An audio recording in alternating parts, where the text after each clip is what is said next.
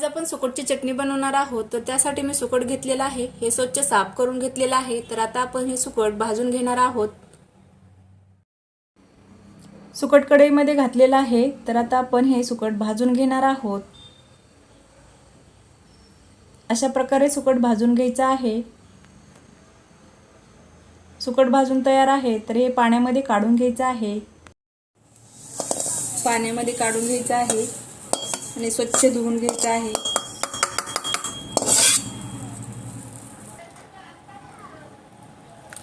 अशा प्रकारे स्वच्छ धुवून घ्यायचं आहे। सुकट पाण्यामध्ये 2 पाण्याने स्वच्छ धुवून घ्यायचं आहे। कढईमध्ये 2 चम्मच तेल घातलेलं आहे। 1 वाटी कांदा कट केलेला घालणार आहोत। बारीक कांदा कट करून घेतलेला आहे।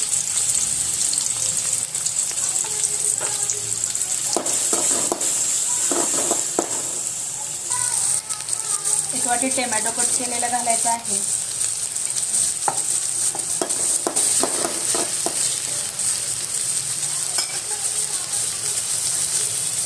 बारीक केलेला लसूण घालायचा आहे।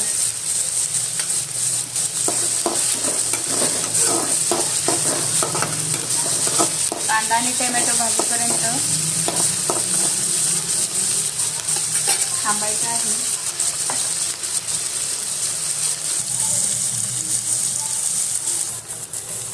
चवीनुसार मीठ घालायचं आहे। अर्धा चमचा हळद घालायची आहे। अर्धा चमचा लाल तिखट घालायचा आहे। अर्धा चमचा काळा मसाला घालायचा आहे। थोडीशी धनिया पावडर, 1 चम्मच गरम मसाला घालायचा आहे। कोथिंबीर आणि मिक्स करून घ्यायचं आहे।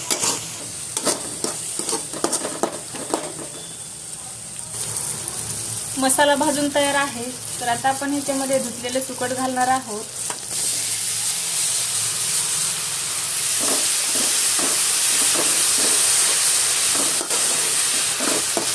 चटणी 5 मिनिटं कव्हर करून ठेवणार आहोत झाकून।